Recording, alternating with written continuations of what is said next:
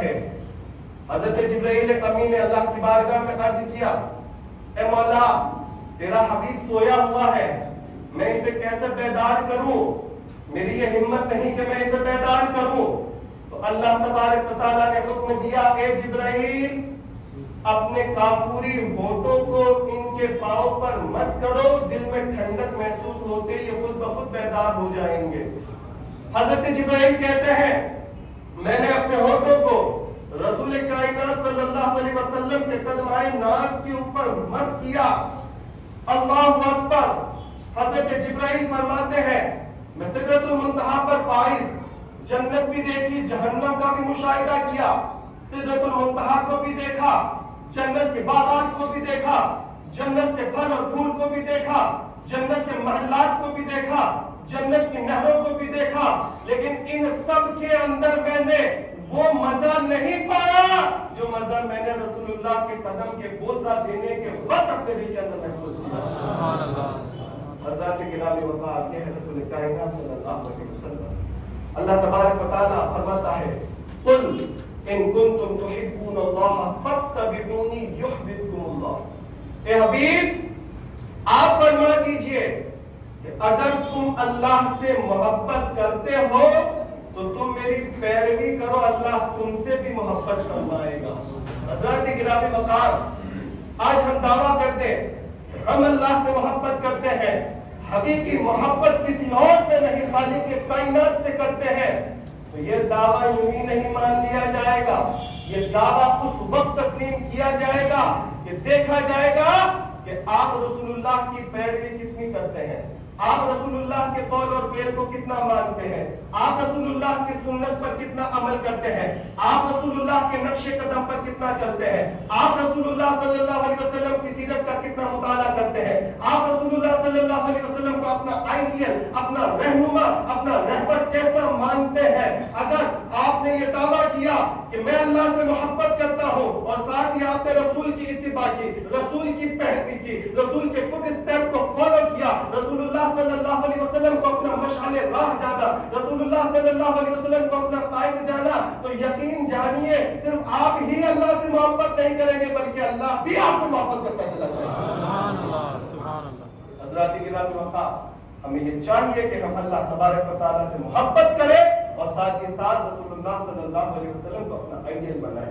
آج ہم نے نہ جانے کن کن آوارہ لوگوں کو اپنا آئیڈیل بنا دیا ہے. کسی پڑھاکو سے پوچھا جائے تو فلاں سائنٹسٹ کا نام لے گا, کسی اور سے پوچھا جائے تو کسی دنیا دار کا نام لے گا. میں بھی ایک دنیا دار کا نام لیتا ہوں, ہائیڈبرگ, جو کہ انگلش لٹریچر کا بڑا ماہر, انگلش لٹریچر کا بڑا ماہر 100 سال پہلے اس نے کہا تھا, اس سے کسی نے پوچھا کہ دنیا کے اندر امن, شانتی, آشتی, پیس اینڈ پروسپیرٹی کو کیسے قائم کیا جائے, تو ہیڈبرٹ نے کہا تھا bring back the system of Prophet Muhammad sallallahu alaihi wasallam, the peace and the prosperity will be automatically restored in the world. یعنی کہ رسول اللہ صلی اللہ علیہ وسلم کے نظام تعلیمات کو, رسول اللہ صلی اللہ علیہ وسلم کی تعلیمات کو, آپ کے بتائے ہوئے طریقہ کار کو, آپ کے اخلاق و عادات و اطوار کو, آپ کا بتایا ہوا سسٹم, اس سسٹم کو دنیا کے اندر لاگو کر دو, آٹومیٹکلی دنیا کے اندر خوشیاں ہی خوشیاں چھا جائے گی, امن اور شانتی شانتی پھیلتی چلی جائے گی.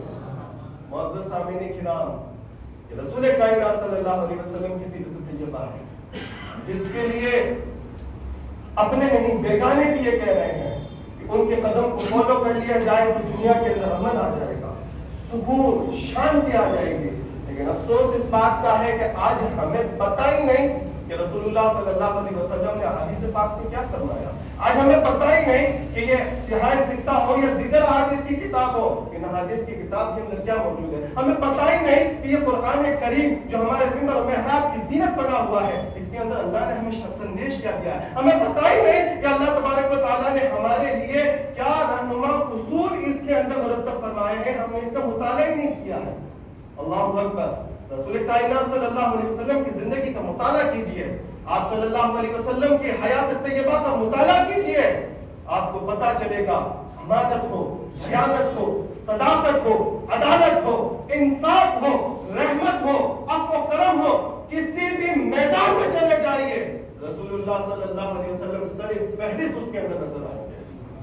حضرات گرامی اوقات، صداقت کا میدان ہو یا امانت کا میدان، صداقت یعنی کہ سچائی کا میدان، امانت یعنی ایمانداری کا میدان.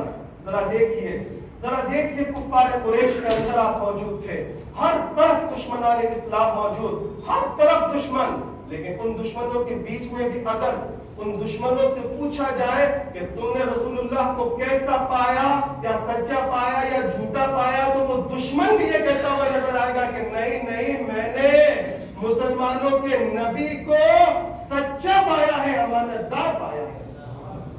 حضرات گرامی اوقات، جب ابو سفیان ابھی ایمان نہ لائے کہ ہرقل بادشاہ کے یہاں پر موجود، ہرقل بادشاہ نے کہا کہ سنا ہے کہ محمد نام کے ایک آدمی نے نبوت کا دعویٰ کیا ہے، تم ان کے بارے میں کیا کہتے ہو؟ ابو سفیان سے پوچھا کیا جھوٹ بولتے ہیں، کیا ان پر جھوٹ کی تہمت لگاتے ہو، کیا وہ جھوٹ بولتے ہیں، کیا وہ کسی بیانی کرتے ہیں؟ ابو سفیان جو بھی اسلام نہیں لے کر کے آئے تھے، مکہ سے بہت دور ہرقل بادشاہ کے دربار کے اندر موجود ہے. اس وقت ابو سفیان نے کہا تھا میں قسم کھا کر کے یہ دعویٰ کرتا ہوں کہ محمد عربی صلی اللہ علیہ وسلم جھوٹ بول ہی نہیں سکتے. سبحان اللہ. یہ ہے ہمارے رسول کائنات صلی اللہ علیہ وسلم کی صداقت. اور معزز سامعین کرام، اس امت کے لیے آقا کریم صلی اللہ علیہ وسلم نے سندیش کیا ہے، علیکم بالصدق ان الصدق یہدی الی البر وان البر یہدی الی الجنہ. کہ تم سچ کو لازم پکڑ لو، اٹھتے بیٹھتے جاگتے سوتے ہر دم سچ بولو. اگر تم سچ کو لازم پکڑ لو گے تو یہ سچ تمہیں نیکیوں کی طرف لے کر کے جائے گا، یہ سچ تمہیں اچھائیوں کی طرف لے کر کے جائے گا، یہ سچ تمہیں بہترین چیزوں کی طرف لے کے جائے گا. اور یہی اچھائیاں، یہی نیکیاں اور یہی بہترین چیزیں تمہیں جنت کا راہی بنا کے نظر آئے. سبحان اللہ. حضرات گرامی وقار، ہمیں چاہیے کہ رسول اللہ صلی اللہ علیہ وسلم کی سیرت پاک کا مطالعہ کریں. ہمیں چاہیے کہ آقا کریم صلی اللہ علیہ وسلم کی سیرت کا ہر ایسپیکٹ سے مطالعہ کریں. ہمیں یہ چاہیے کہ ہم جانیں کہ اللہ تبارک و تعالیٰ کا محبوب، وہ محبوب جس سے اتنی عظیم الشان محبت فرمائی اللہ تبارک و تعالیٰ نے، وہ محبوب جس کے صدقے میں رمضان عطا فرمایا ہم رہلاروں کو، وہ محبوب کہ جس کے صدقے میں اللہ تبارک و تعالیٰ نے لیلۃ القدر جیسی ایسی عظیم الشان رات عطا فرمائی. اللہ تبارک و تعالیٰ نے کیسا عظیم الشان اس کو بنایا ہوگا، کیسا بہترین اللہ تبارک و تعالیٰ نے اس نبی کو بنایا. امانت کی بات کرے، امانت کے تعلق سے معزز سامعین کرام، رسول کائنات صلی اللہ علیہ وسلم لوگ ایسا امین مانا کرتے تھے کہ لوگ ان کے صادق الامین والوعد کی دہائی دیا کرتے تھے. عربی لوگ ان کے پاس میں اپنے سامان کو امانت کے طور پر رکھا کرتے تھے، اپنے اسباب کو، اپنے مال کو، اپنے سونے و چاندی کو، اپنے درہم و دینار کو آقا کریم صلی اللہ علیہ وسلم کے پاس میں امانت کے طور پر رکھا کرتے تھے. پوچھا جاتا کہ کیوں تم نے ان کے پاس میں امانت کے طور پر رکھا ہے، تو جواب دیا کرتے ہیں کہ دنیا میں کوئی اور تو اس امانت میں خیانت کر سکتا ہے، لیکن جو امانت کا درس دینے والا بن کر کے آیا ہے، جو صداقت اور ہدایت کا رہنما بن کر کے آیا ہے، جو اللہ تبارک و تعالیٰ کی طرف سے صادق الامین والوعد بن کر کے آیا ہے، گمان بھی نہیں ہو سکتا کہ وہ ایسا عظیم الشان نبی ہماری امانت کے اندر خیانت کرتا ہوا نظر آئے. حضرات گرامی وقار، اور امانت کی مثال دیکھیے کہ جب رسول کائنات صلی اللہ علیہ وسلم ہجرت کے لیے روانہ ہو رہے تھے، اس وقت حضرت علی کو ساری امانتیں دے کر کے کہا تھا کہ صبح یہ ساری امانتیں حقداروں کو ادا کر دینا، اور ادا کر کے اے علی تم بھی صبح مدینے تشریف لے آنا. اس وقت بھی امانت کا اتنا خیال رکھا ہے. لیکن ہم اپنے اعمال پر غور کریں، ہم اپنے اعمال کا محاسبہ کریں، ہم دیکھیں کہ ہم کیا کر رہے ہیں، ہم محاسبہ تو کریں. آج ہمارا ایسا معاملہ ہے، آج ہمارے ساتھ میں کوئی ٹریڈ کرنے کے لیے تیار نہیں ہے، کوئی ویاپار کرنے کے لیے تیار نہیں ہے، آج ہمارے ساتھ میں کوئی تعلقات قائم کرنے کے لیے تیار نہیں ہے. آج مسلمان نام آتے ہی لوگ اس کی امانت پر انگلی اٹھاتے ہیں، اللہ اکبر، لوگ اس کی ایمانداری پر انگلی اٹھاتے ہیں، اللہ اکبر. اور سستا میرے رسول کائنات صلی اللہ علیہ وسلم کی امتی ہے، آخری نبی کے ہم امتی ہیں، ان کا درس ہم لیتے ہیں، ان کے امتی ہونے کا دعویٰ ہم کرتے ہیں. لیکن آج ہم نے اپنے حالات کیسے بنا لیے ہیں کہ لوگ ہمیں ہماری ایمانداریوں پر انگلیاں اٹھاتے ہوئے نظر آ رہے ہیں. بڑا عزت کا مقام ہے.